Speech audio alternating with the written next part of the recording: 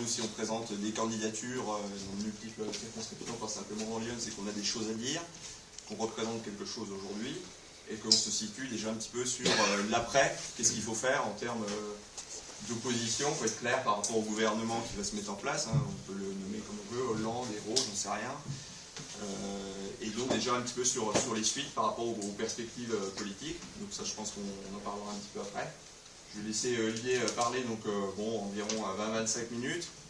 Et puis après, si vous le souhaitez, soit sur les échanges, à la fois les questions nationales, voire internationales, parce que nous sommes très ouverts là-dessus, il n'y a pas de souci. Et puis peut-être plus des questions locales, si vous souhaitez interpeller les candidats qui sont ce soir présents.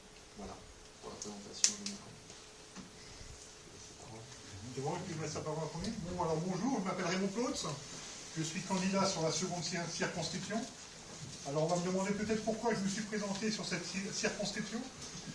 Alors il y a pas mal de choses qui sont rentrées en compte concernant cette circonscription. C'est déjà l'emploi en priorité, les impôts qui n'arrêtent pas de cesser de grimper et la précarité qui s'augmente. Le nucléaire fait partie de notre politique, bien sûr, la sortie du nucléaire. On sait très bien que dans les environs, pas trop loin d'ici, on a déjà des éoliennes qui se sont installées. Pourquoi pas, dans les futurs projets, installer les éoliennes pour abandonner à jamais le nucléaire. Alors il y a encore des sujets que j'aimerais bien traiter avec vous. Il s'agit des employeurs, des entreprises, les petites entreprises qui mettent la clé sous la porte parce qu'ils ne peuvent pas, malheureusement, vis-à-vis des taxes qui leur sont imposées, maintenir leurs entreprises à fond. Donc malheureusement il y a des aides aux petites entreprises qu'on pourrait accorder. Il y a le service public, bien sûr, que ce soit sur la deuxième circonscription, que ce soit dans Lyon ou que ce soit sur le territoire le plus complet. On peut créer des emplois, puisque l'NPA part pour créer 1 million d'emplois quand même dans notre politique. Vous aurez le détail complet dans le programme que nous diffuserons, que vous recevrez en plus à la maison sur les professions de foi, pour le détail le plus complet. Alors vous allez me dire comment on va faire tout ça. Eh bien c'est bien simple. Hein. De l'argent en France on en a, ça il ne faut pas l'oublier. Il faut bien en prendre conscience. Il ne faut pas oublier non plus qu'on est la 4e puissance mondiale. On ne peut pas dire aujourd'hui qu'il n'y a pas d'argent en France. L'argent est quelque part et nous on va aller le chercher où il est. On veut arrêter de faire payer les petits et continuer à remplir les poches des grands. Donc notre priorité est de s'attaquer directement au capitalisme, de s'attaquer aux spéculateurs et de démontrer à tout le monde que cette dette dans laquelle la dette qui nous pend au nez actuellement, c'est pas la nôtre. Hein. Ça, il ne faut pas l'oublier non plus. Hein. Ces hommes politiques, ces spéculateurs, ces banquiers, ces grands groupes nationaux et internationaux qui ont créé cette dette. Nous, on veut se battre pour qu'ils s'en occupent de cette dette maintenant. Ce n'est pas à nous de la payer. Et voilà, notre politique à nous, c'est de faire payer ceux qui ont encaissé cet argent. Alors, il est bien entendu que sur le département, il y a des grosses difficultés actuellement, vous le savez exactement, que ce soit sur la circonscription ou pas sur la circonscription. Je vous parlerai tout particulièrement de la fable. Vous avez vu qu'un groupe qui fait des millions de chiffres d'affaires cherche à faire fermer une petite entreprise parce qu'au niveau local, elle n'est pas rentable. Je crois que là aussi, il faut taper sur la table pour interdire une fois pour toutes les licenciements. On n'a pas le choix. À un moment donné, il faut mettre les points sur les i à ces patrons ripoux qui profitent d'une main-d'œuvre payée à 3/4 du temps au SMIC. Ça, il ne faut pas l'oublier non plus. Et si ça ne rapporte pas assez, on ferme, on met la clé sur la porte. Alors, sur la circonscription, on a eu un deuxième problème concernant le chantier à Massangy d'éolien. Je ne sais pas, peut-être que certains d'entre vous ont été au courant de ce scandale que ça a fait. Ces employés ont été recrutés sur des contrats chantiers. Il a fallu attendre 3 mois de combat de ces salariés pour qu'ils aient de l'eau potable sur les chantiers. Il a fallu attendre la fin du contrat de travail pour que ces personnes reçoivent des fausses fiches de paye. Littéralement, c'est des fausses fiches de paye que ces salariés ont reçues. Ils n'ont même pas pu, à échéance de leur contrat de travail, s'inscrire aux ACDIC, parce que les papiers erronés, les papiers qu'on leur a remis, ce sont des papiers erronés. Il y a eu un travail syndicaliste qui a eu derrière, il y a même peut-être des procès qui vont être lancés malheureusement vis-à-vis de ces sociétés qui n'ont eu aucun respect des salariés et qui aujourd'hui vont être obligés quand même de rendre des comptes vis-à-vis de ces salariés.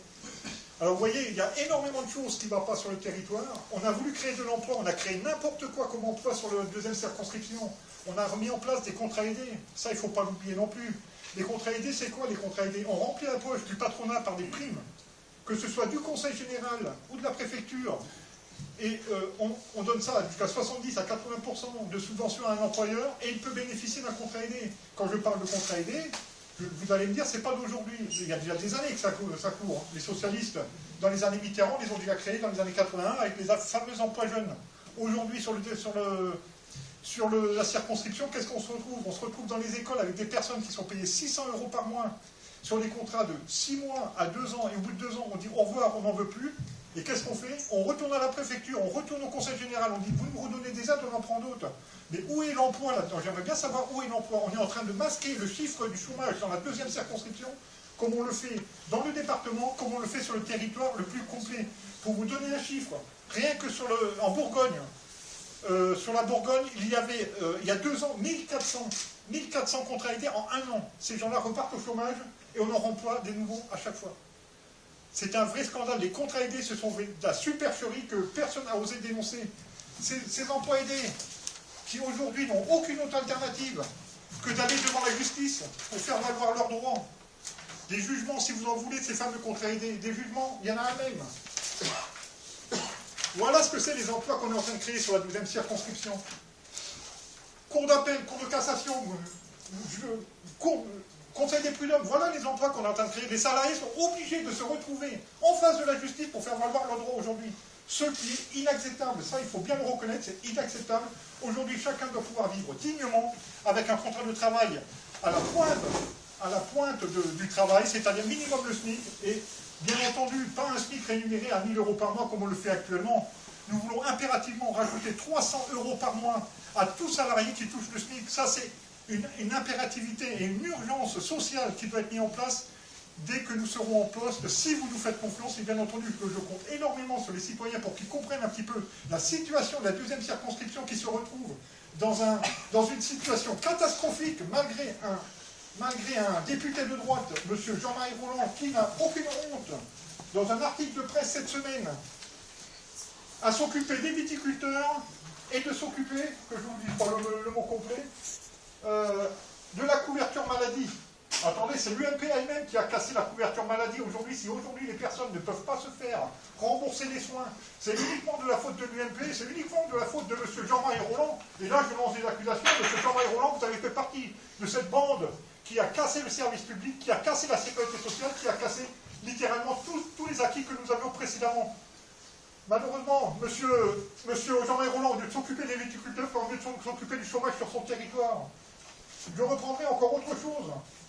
Je reprendrai un deuxième article de presse avec M. Collet, parce que malheureusement, M. Collet, il est bien gentil, mais à un moment donné, je crois qu'il faut arrêter. M. Collet, maire PS d'Avalon, passe dans le journal d'hier. Je ne sais pas si vous avez vu l'article. Monsieur Collet veut se lancer dans la ruralité. Attendez, mais qui est-ce qui va payer? Moi, j'aimerais bien le savoir. Il ne veut pas augmenter les impôts d'un côté. Là, il va être obligé, parce qu'avec le plan d'austérité que Hollande nous met sur les fesses, c'est vous tous qui payerez les impôts pour la ruralité que M. Collet veut mettre en place. Parce qu'un hôpital, ça ne se met pas en place tout seul. Un service public, ça ne se met pas tout seul. S'ils ne veulent pas aller chercher l'argent où il est, M. Collet n'arrivera jamais à mettre ça en place. Alors quand M. Collet prétend, comme il l'a fait en janvier 2010, lors des vœux en mairie, devant la presse, devant les journalistes, qu'il ne remontera pas les impôts, qu'il trouvera une autre source de financement, malheureusement, je peux dire à M. Collet que ce jour-là, il a raconté des mensonges. Parce qu'on a vu les impôts qu'on a eu à Vallon. Ça, il ne faut pas l'oublier. Voilà un petit peu le combat que je tiens à mener sur la 2e circonscription, mais je reviendrai aussi à un sénateur qu'on a dans les environs. Il est sur le journal pareil de l'Union républicaine. On a un sénateur de droite contre qui je me suis présenté sur les cantonales. Je parle de M. Villiers, sénateur du Nouveau Centre, pardon, puisque maintenant il est sorti de l'UMP pour se présenter au Nouveau Centre. Excusez-moi, j'ai commis une gaffe. On voit que c'est une personne qui n'a été jamais capable de se prononcer sur un chantier sur son canton. Et je parle tout particulièrement du canton de Vézelay, quand il a fallu qu'il se positionne sur la création d'une carrière à Agnières-sous-Bois. Il a préféré laisser faire dans les communes une guerre de clochers, que lui, en qualité de sénateur, qui prenne ses propres responsabilités pour dire « je suis pour » ou « je suis contre cette carrière ». Personnellement, je me suis battu au cantonal sur le Vézelien. Et je me suis toujours positionné contre cette carrière. Et il y a plusieurs raisons pourquoi je me suis positionné contre cette carrière. La carrière, qui veulent positionner à Agnières-sous-Bois, bon, pour ceux qui ne connaissent pas, ça se situe entre Asnières entre Clamecy et Vézelay, cette carrière, pour y avoir accès, vous sortiez de l'église, vous traversez la route pour rentrer dans la carrière. Non mais pour vous dire, et le sénateur lui-même n'est pas capable de dire que, vis-à-vis du monument historique, de la carrière qui va mettre juste en face de eux, c'est impossible à faire. Aujourd'hui, c'est une histoire juridique qui est en place. Aujourd'hui, c'est la justice qui a pris l'affaire en main. Tout ça parce qu'un conseil général et un sénateur n'a pas voulu à aucun moment prendre ses responsabilités de dire je suis pour ou je suis contre. Voilà les hommes politiques comment ils sont, ils ne se mouillent pas, peur de perdre des électeurs au cantonal, je ne me positionne pas, je me lave les mains, débrouillez-vous. Monsieur, et sur cette circonscription-là, sur ce canton-là, il ne peut pas dire que c'est pas vrai.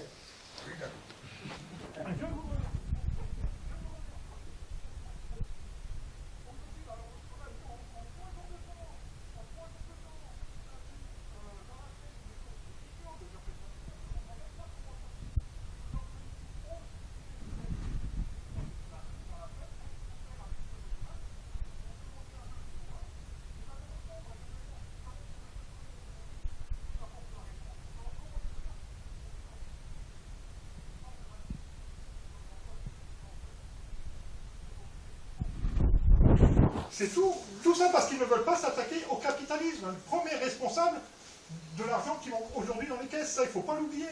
Et nous, dans la deuxième circonscription, comme sur le département complet, avec mes camarades, nous nous battrons pour aller chercher cet argent-là où il est, pour que ce ne soit pas toujours les mêmes qui payent, et ça il ne faut pas l'oublier. Parce que si ces hommes politiques sont bons à se remplir la poche en cumul de mandats, il ne faut pas oublier que là il y a des cumuls de mandats, en parlant de Jean-Marie Roland, là il y a des cumuls de mandats avec M. Collet. Là, il y a des cumuls de mandats avec M. Villiers. Ils ne pensent plus qu'à ça. Il n'y a plus de politique locale, il n'y a plus que les cumuls de mandats qui comptent. Nous nous battons, vous le verrez dans ma profession de foi, nous nous battons contre le cumul de mandats. Un cumul de mandats, un mandat, ça suffit largement. Cette personne qui sera élue à un mandat, quel qu'il soit, devra occuper son emploi du début à la fin, sans qu'on le voit plus nulle part. On n'est pas là pour se remplir la poche sur le dos des citoyens, ça c'est hors de question que ça se passe comme ça. Du moins pour moi, pour le SPA, je l'espère dans la totalité, mais je pense qu'on a une version commune là-dessus. Voilà les grandes lignes. Je ne veux pas t'interrompre, t'es bien lancé. C'était juste pour les pieds, on pourra y revenir juste après, on va donner la parole à Olivier. Mais après, c'était juste pour le temps.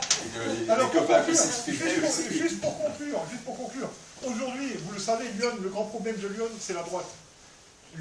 La droite est encore dans Lyon, et notre combat prioritaire sur la deuxième circonscription, dans la première et dans la troisième, c'est de sortir cette droite du département, coûte que coûte. Aujourd'hui, il faut une politique de gauche sur le département pour développer le territoire, l'emploi et malheureusement le service public. Et la seule façon de le faire aujourd'hui, c'est de sortir la droite. Moi, je veux dire au revoir, bon voyage à M. Jean-Marie Roland. Voilà, maintenant je conclue, je laisse la parole, on peut continuer. Bravo,